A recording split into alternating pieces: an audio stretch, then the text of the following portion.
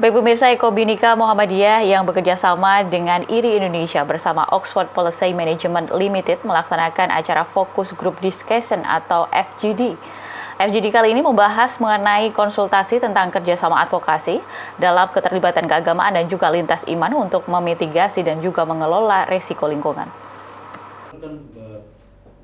Sebelum memulai memprakarsai Eko Bhinneka Muhammadiyah Green Faith Indonesia bekerjasama dengan Interfaith Rainforest Initiative atau IRI dan didukung oleh Bappenas dan pemerintah Inggris melalui Oxford Policy Management Limited atau OPML menghelat Forum Group Discussion atau FGD pada 18 Maret 2025 lalu.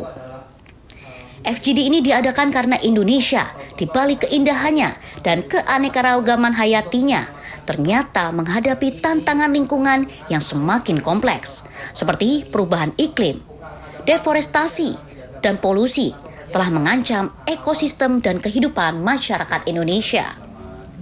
Untuk itu, dalam menghadapi krisis ini, perlunya peran agama dan kepercayaan dapat memainkan peran penting dalam mengatasi krisis tersebut. FGD kali ini menghadiri ahli lingkungan dan pengelolaan risiko serta pembangunan rendah karbon, ahli lingkungan, dan perwakilan dari tokoh, agama, dan masyarakat. Salah satunya adalah Hayu Prabowo dari IRI Indonesia yang membahas kolaborasi lintas agama dalam perlindungan hutan tropis. Abdon Nababan dari Badan Usaha Milik Masyarakat Adat atau BUMA yang mengangkat tema urgensi RUU Masyarakat Adat untuk menyelamatkan hutan. Dan juga Hening Parlan, Koordinator Green Faith Indonesia, sekaligus advisor Eko Bhinneka dengan tema Perempuan dan Penyelamatan Hutan. Hening Parlan, Koordinator Green Faith Indonesia, sekaligus advisor Eko Bhinneka, dalam FGD tersebut membahas mengenai perempuan dan hutan. Hening juga menyoroti peran perempuan dalam penyelamatan hutan dari sudut pandang lintas agama. Hening mengatakan bahwa hutan merupakan sumber kehidupan perempuan. Perempuan tidak hanya melihat hutan sebagai sumber penghidupan, tetapi juga sebagai ruang spiritual yang mengajarkan kesabaran, ketahanan, dan kebijaksanaan. Selain itu, Hening menekankan pentingnya menjaga hutan dan melakukan advokasi guna perlindungan hutan tropis di Indonesia melalui kerjasama lintas agama. Ya, relevansinya hutan dan perempuan bahwa di dalam konteks hutan, maka hutan ini memberikan banyak sekali manfaat. Di antaranya adalah memberikan oksigen. Yang kedua ada oksigen artinya apa? Berarti untuk bernapas, untuk kesehatan. Yang kedua adalah keanekaragaman yang hayati, yang artinya adalah untuk pangan, sumber sayuran, sumber obat-obatan. Kemudian yang berikutnya adalah air yang bersih. Berarti ini seluruh kehidupan perempuan terkait dengan air bersih.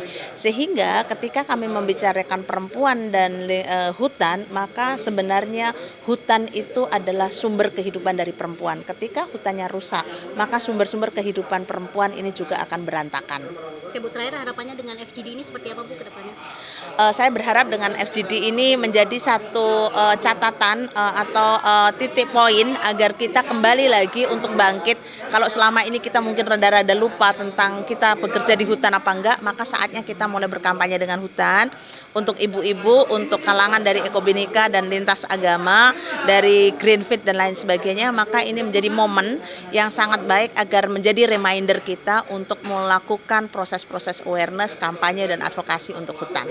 Yang ketiga, ritual itu juga menjaga hubungannya Abdon Nababan dari Badan Usaha Milik Masyarakat Adat atau BUMA menyoroti urgensi RUU Masyarakat Adat untuk menyelamatkan hutan dan masyarakat adat. Hari ini kan praktek-praktek.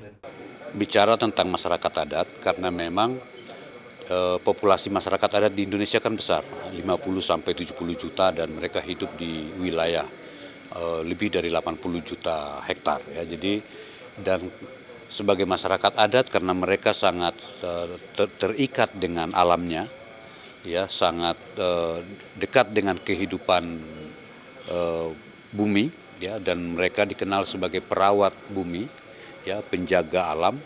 Karena itu memang dalam diskusi tadi kami membicarakan bagaimana caranya supaya kerjasama lintas iman ini bisa menjadi pendamping atau teman berjuang bagi masyarakat adat yang sudah ratusan atau bahkan mungkin sudah ada ribuan tahun menjaga hutan tropis yang ada di Nusantara. Oke Bang, lalu menurut Abang sendiri, untuk pemerintah sendiri apa sih yang harus dilakukan untuk masyarakat adat sendiri? Nah, untuk pemerintah tentu saja, karena sampai hari ini kan belum ada undang-undang pengakuan dan perlindungan masyarakat adat. Karena itu kerjasama lintas iman ini juga menyerukan atau meminta kepada pemerintah, khususnya di DPR RI, ya, supaya segera mengesahkan rancangan undang-undang masyarakat adat menjadi undang-undang. Oke, terakhir Bang, apa harapannya? Diharapkan dengan adanya FGD ini bisa mengelola risiko lingkungan dan mendorong pembangunan rendah karbon. Yusrina Nurul memberitakan dari Jakarta.